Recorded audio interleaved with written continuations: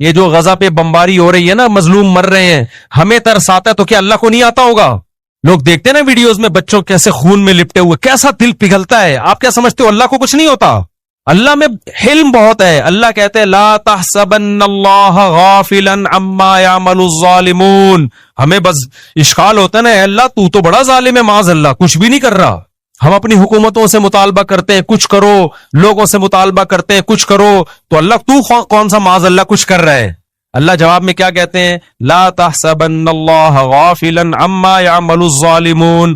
ظالم لوگ جو کچھ کر رہے ہیں اللہ کو ہرگز ان سے غافل مت سمجھو. اے اللہ جب تو سب دیکھ رہا ہے، غافل بھی نہیں ہے، عذاب کیوں نہیں دیتا؟ انما یؤخرهم لیوم تشخص فیہ الابصار. اللہ کہتے ہیں میرا حلم ہے، حلم برداشت، میں نے ایک دن رکھا ہے حساب و کتاب کا، اس وقت تک میں ظالم کو مہلت دیتا ہوں. دنیا میں بہت کچھ غلط ہوگا، اس سے بھی زیادہ غلط ہوا ہے دنیا میں. اور اے بھائی پیغمبر زکریا علیہ السلام، پیغمبر کا کتنا بڑا مقام ہوتا ہے. آج کسی ہم جو عبید اللہ بن زیاد کوفہ کا گورنر، اس پہ لعنتیں کیوں بھیجتے ہیں؟ حسین ابن علی کو قتل کیا نا اس نے کربلا میں، نبی کے نواسے کو. پوری دنیا میں کوئی ہے جو اس کا نام احترام سے لے ابن زیاد کا؟ اتنے بڑے بڑے ظلم ہوئے، اللہ نے اسے کچھ کیا؟ وہ پھر بھی گورنر رہا، نہ معزول ہوا، دندناتا رہا، اپنی طبی بہت مرا ہے وہ. آپ خود اندازہ لگاؤ، آج کسی نیک آدمی کو کوئی قتل کرتے انسان کی روح کانپ اٹھتی ہے. نبی کے نواسے کے قتل پہ کیا ہوا ہوگا؟ یعنی کیسا، کتنا بڑا جرم ہے نا. اور وہ گردن کاٹ کے نبی کے نواسے کی قاتل نے معاذ اللہ ابن زیاد کے سامنے لا کے رکھی ہے، سامنے لا کے رکھے. کیا یعنی ذرا سا انسان کے سینے میں دل ہو، کانپ جاتا ہے، یہ بات سن کے کانپ جاتا ہے. اور وہ بدبخت کیا کر رہا تھا؟ چھڑی سے آپ کے ہونٹوں کو ٹچ کر رہا تھا. وہاں صحابی رسول نے فرمایا کہ بس کر، میں نے محمد صلی اللہ علیہ وسلم کو کئی بار ان ہونٹوں پہ اپنے ہونٹ رکھتے ہوئے دیکھا ہے. اتنا بڑا مقام ان ہونٹوں کا کہ ان ہونٹوں پہ نبوت کے ہونٹ ٹچ ہوئے ہیں. کتنا بڑا ظلم ہوا. تو کوئی زلزلہ آیا؟ کوئی آسمان پھٹا؟ بولو نا، کچھ بھی نہیں ہوا. کیوں؟ یہ آیت بار بار ہمیں تسلی دیتی ہے، لا تحسبن اللہ غافلا. اللہ کہتے ہیں اللہ کو غافل مت سمجھو، اللہ میں حلم برداشت ہے. زکریا علیہ السلام تو پیغمبر تھے، کتنے مبارک پیغمبر. قرآن نے کیسا تذکرہ کیا زکریا علیہ السلام کا. سورہ مریم اٹھا کے دیکھو، جس سے پتہ چلتا ہے اللہ کو زکریا علیہ السلام سے کتنی محبت تھی. یا زکریا انا نبشرک بغلام اسمہ یحییٰ لم نجعل لہ من قبل سمیہ. زکریا علیہ السلام بوڑھے، بیوی باج، ساری زندگی اللہ سے دعائیں مانگتے رہے، محراب میں عبادت کرتے رہے ہیں ساری زندگی. اتنے محبوب پیغمبر. پھر اللہ کہتے ہیں ہم نے زکریا کو بڑھاپے میں خوشخبری دی. انا نبشرک بغلام، اے زکریا تجھے لڑکا بھی ملے گا، اور اس کا نام ہم پہلے سے بتا دیں یحییٰ ہوگا. اور اس نام کا اس سے پہلے اس کائنات میں کوئی شخص، کوئی بیٹا نہیں گزرا. یہ نام بھی ہم سلیکٹ کر کے دے رہے ہیں. اور سیدن و حصورا، وہ سردار ہوگا، انتہائی درجے کا پاک دامن شریف ہوگا. اور یا یحییٰ خذ الکتاب بقوہ، اس کو نبوت ملے گی. کتنے بڑے فضائل زکریا علیہ السلام کے کہ ان کو ایسے بیٹا مل رہا ہے. معمولی تھے کیا جن کو؟ پھر وہ کہہ رہے ہیں اللہ بڑھاپے میں مجھے کیسے بیٹا ملے گا، میری بیوی تو بانج ہے بھائی. اللہ جواب میں کیا کہتے ہیں؟ قد خلقتک من قبل، اے زکریا میں نے تجھے پانی سے انسان بنا دیا، تو بڑھاپے میں تجھے اولاد نہیں دے سکتا. پھر اللہ کہتے ہیں میں زکریا کو یہ پروٹوکول کیوں دے رہا ہوں؟ انہم کانوا یسارعون فی الخیرات، زکریا اور اس کی بیوی نیکیوں میں ایک دوسرے سے بڑھ چڑھ کے حصہ لیا کرتے تھے. ویدعوننا رغبا ورہبا، راتوں کو اٹھ کے ہمارے سامنے ہاتھ پھیلا کر ہم سے جنت مانگا کرتے تھے اور جہنم سے پناہ. یعنی نیک لوگوں کی ساری صفات کس میں تھی؟ زکریا علیہ السلام میں. حشر کیا بنی اسرائیل نے ان کا. زکریا علیہ السلام کو اس بڑھاپے میں دشمنی میں پکڑ کے ان کے سر پہ آرا چلا کے 2 ٹکڑے کیے. کوئی عذاب نہیں آیا اللہ کی طرف سے. سمجھ میں نہیں آ رہی بات؟ تو آپ کیا سمجھ رہے ہوگے اللہ ایسے ہی بیٹھا ہوگا، اس کو غصہ نہیں آ رہا ہوگا؟ اے بھائی اللہ یہ کہہ رہا ہوگا میرے پیغمبر کو تم نے اس طرح سے چیر دیا، کچھ بھی نہیں ہے. نا نا نا نا، اللہ کہہ رہا ہے آنے دو. آنا کس کے پاس ہے؟ میرے پاس. تو اللہ کا غضب انسانوں کے غضب سے کروڑہ گنا زیادہ. لیکن وہ غضب کا اظہار کیوں نہیں کرتا فوراً؟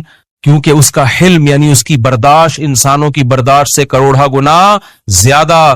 تو اللہ نے اپنے غضب کے اظہار کے لیے جہنم کی آگ بنائی ہے. اسی سے یہ بھی پتا چل گیا کہ اللہ نے آخرت میں اتنا سخت عذاب کیوں رکھا ہے. یہ سخت عذاب اللہ کے غضب کا اظہار ہے. جب اللہ ہے تو اس کی ہر طاقت انسانوں سے کروڑا گنا زیادہ، تو اس کا غضب بھی انسانوں سے کروڑا گنا زیادہ، اور اس کی رحمت بھی انسانوں سے کروڑا گنا زیادہ ہے. تو اس کی رحمت کا اظہار جنت کی صورت میں ہوگا، جس سے پتا چلے گا کہ رحمت کہتے کس کو ہیں، اور اس کا غضب ظاہر ہوگا آگ کی صورت میں، جس سے پتا چلے گا کہ غضب کہتے کس کو ہیں. تمہیں کیا پتا کہ غصہ کیا ہوتا ہے؟ دیکھو ایک کمزور آدمی جب یا جو غریب آدمی کسی کو دعوت دیتا ہے تو کیسے دعوت دے گا؟ تو کہے گا کبھی ہمارے پاس آنا، ہم آپ کو کھانا کھلائیں گے. آپ کے ذہن میں آئے گا کہ دال چاول کھلا دیں گے، بریانی کھلا دے گا. بڑا سیٹ جب کہے گا نا بیٹا ہماری دعوت میں آنا، پتا چلے گا کہ دعوت کہتے کس کو ہیں. اور جو بڑا بدماش ہوتا ہے وہ جب ناراض ہوتا ہے نا، وہ کہتا ہے بیٹا ابھی تو نے غصہ دیکھا نہیں ہے، جب میں تجھے ٹارچر کروں گا نا تجھے پتا چلے گا کہ میرا غصہ ہے کیا. تو انسانوں کے غصے ہیں. تو اللہ نے آگ میں جلانے کا انتظام کیا. اللہ ہم سب کو اس آگ سے بچائے. یہ آگ کیا ہے؟ اللہ کے غضب کا اظہار ہے. یہ تھی اس لوگ کہتے ہیں نا جہنم میں آگ کیوں؟ بھائی اللہ کے غضب کا اظہار ہے. تو وہ اللہ ہے تو اس کے غضب کا اظہار ایسے ہی ہوگا. تو اللہ کہتے ہیں جب یہ انگلیاں چبائیں گے تو اللہ کہے گا جب تمہیں اللہ کی طرف بلایا جاتا تھا تو آج تمہیں اپنے اوپر جتنا غصہ آ رہا ہے ہمیں تم پر اس سے بھی زیادہ اس وقت غصہ آتا تھا. فتکفرون، تم جب انکار کرتے تھے. تو وہ جواب میں کیا کہیں گے؟ ربنا امتنا سنتین واحییتنا سنتین، اے اللہ تو نے ہمیں 2 دفعہ موت دی، ہم نے اپنی آنکھوں سے دیکھ لیا. ایک موت تو ہماری پیدائش سے پہلے، وہ بھی ہم مردہ ہی تھے نا، اور پیدا کر کے تو نے ہمیں دوبارہ موت دی. یہ 2 قدرت دیکھی ہم نے. پھر تو نے ہمیں 2 زندگیاں دی. ایک زندگی تو ہم نے دیکھ لی تھی، دوسری ہماری سمجھ میں نہیں آتی تھی کہ بار بار کہتے تھے کون پیدا کرے گا، دوبارہ کیسے پیدا ہوں گے. تو خود اپنی بے عقلی بتا رہے ہوں گے کہ جو موت دے کے زندگی دے سکتا ہے وہ دوبارہ زندہ کیوں نہیں کر سکتا. تو کہیں گے اللہ ہم نے دوسری زندگی بھی اپنی آنکھوں سے دیکھ لی، مان لیا کہ حساب و کتاب ہے، لیکن اس وقت ماننے کا کوئی فائدہ نہیں ہو. جہنمی جب جہنم میں جائیں گے تو کیا کریں گے؟ اپنے دانتوں سے اپنی انگلیاں چبائیں گے. غضبناک ہوں گے کہ کاش ہم اللہ اس کے رسول کی دعوت پر لبیک کہہ دیتے. کاش کہ یہ لوگ نہ اپنی انگلیاں چبائیں گے جہنم میں نفرت سے، اپنے اوپر نفرت سے. تو اللہ پتہ ہے کیا کہیں گے؟ ان الذین کفروا ینادون، ان کو پکارا جائے گا اللہ کی طرف سے، فرشتے پکار کے کہیں گے لمقت اللہ اکبر من مقتکم انفسکم، آج تمہیں اپنے اوپر بہت غصہ آ رہا ہے. جب تمہیں اللہ کی طرف بلایا جاتا تھا اور تم اگنور کرتے تھے اور کہتے تھے ہٹو یہ مولوی لوگ آ جاتے ہیں دین کی باتیں کرنے کے لیے، ہر وقت نماز. ملک کی ترقی اصل کیا ہے؟ انگریز چاند پہ پہنچ گیا اور یہ کہہ رہے ہیں زنا مت کرو. انگریز جناب جاپان نے ایسی ٹرینیں ایجاد کر لی ہیں سیکنڈ میں یہاں سے وہاں، اور یہ کہتے ہیں زنا مت کرو، شراب مت پیو. بھائی بھائی ان چکروں سے نکلو، ٹرینوں میں بیٹھو، زو کر کے یہاں سے وہاں پہنچو. تو کیا ہوگا؟ یہاں سے وہاں پہنچ جائے گا. بھائی بالآخر پہنچنا تو قبر میں ہی ہے نا.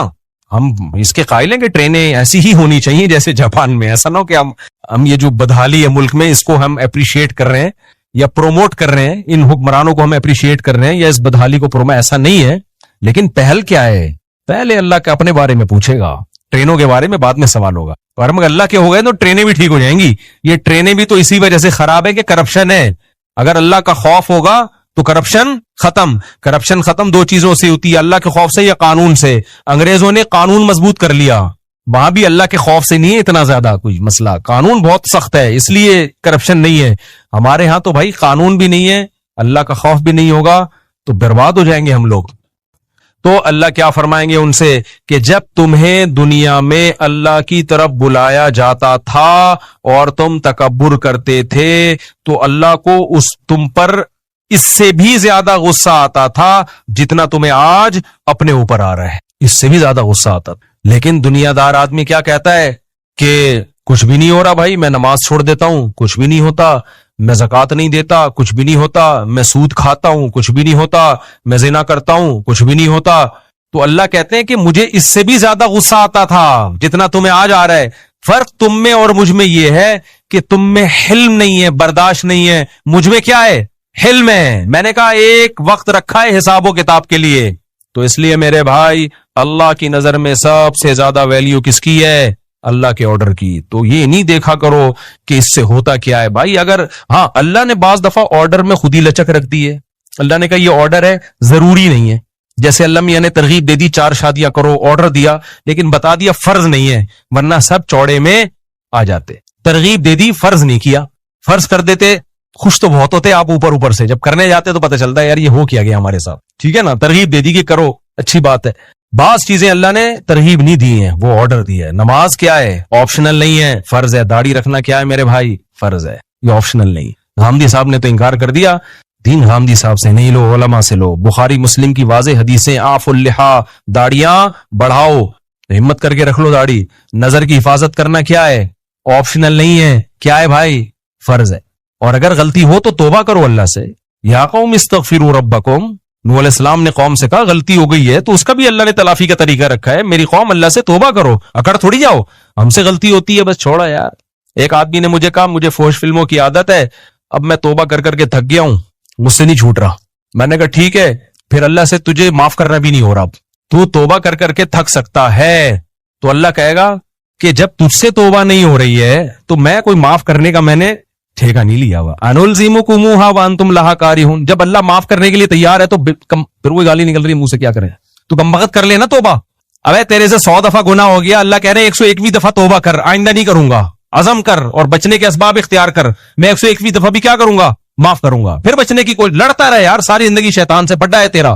کلابازیاں شیطان کو تو کبھی گرا دے, کبھی شیطان تجھے پھٹا رہے. جس دن تو نے ہتھیار ڈال دیے نا کہ مجھ سے نہیں ہوتا, اللہ کہہ گئے پھر مجھ سے بھی نہیں ہوتا. صحیح ہے نا. جب تک عاجزی دکھاتا رہے گا نا, لڑتا رہے گا اللہ سے. اللہ سے لڑنے کا مطلب معافیا مانگتا رہے گا. تو اللہ کہتا ہے 100 دفعہ توبہ ٹوٹے کہ 101ویں دفعہ بھی قبول کروں گا میں. جہاں ہتھیار ڈال دیے مفتی صاحب مجھ سے نہیں چھوٹ رہی, میں چھوڑو یار, اب تو بس چھوڑو, پھر جاؤ جہنم میں. اللہ کہے گا جاؤ. اس لیے بھائی گناہ ہو بھی رہے نا تو توبہ کا تعلق اللہ سے ختم مت کرو, پھر چھوڑو. بدنظری ہو گئی پھر توبہ کرو, پھر ہو گئی پھر توبہ کرو, پھر ہو گئی پھر توبہ کرو. پریشان ہو کے توبہ کرو, کسی بھی طرح سے کرو بھائی. چھوڑنے کی کوشش میں لگے رہنا ہے. کوشش جس دن چھوڑ دی نا تو اللہ کہے گا جب تو خود جہنم پہ مطمئن ہو گیا ہے تو پھر ہم تجھے زبردستی نہیں بچاتے. اللہ تعالیٰ کہ نہیں تو کودنا چاہ رہا ہے, ہم کہیں نہیں میں اللہ کہتے ہیں میں نے جہنم بھی کسی سلسلے میں بنائی ہے. ٹھیک ہے نا, اس میں بھی کسی کو بھیجنا ہے میں نے, یہ خالی نہیں رہے گی. جیسے ہمارے یہاں گورنمنٹ نلکے لگاتی ہے تو پانی کے لیے, لیکن وہ اکثر خالی رہتے ہیں. تو ہم گورنمنٹ سے کہتے ہیں کس سلسلے میں آپ نے لائنیں بچھائی تھی؟ گورنمنٹ کہتی ہے سلسلہ چھوڑو, پانی نہیں ہے.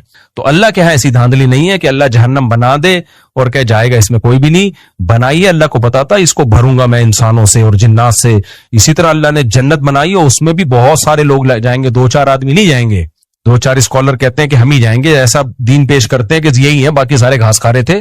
ایسا نہیں ہے بھائی, جنت میں بھی بہت بڑی تعداد میں لوگ جائیں گے. اگر یہ سارے گمراہ ہوتے, یہ سارے علماء صلحاء حنفی مالکی شافعی 99% تو یہی ہے, حنفی مالکی شافعی حنبلی, باقی 1% ہیں جو کسی فقہ کو فالو نہیں کرتے. تو اگر وہ ٹھیک ہیں, یہ سارے غلط ہیں, تو پھر تو جنت میں کون جائے گا بھائی؟ 4-6 آدمی جائیں گے میرا خیال ہے. تو اس لیے یہ ٹائم ہی کا پتہ نہیں چل رہا مجھے یار. تو نماز تو اچھا 9 بجے ہے, میں سمجھ رہا ہوں, شکر ہے. تو بس ختم کر رہا ہوں میں.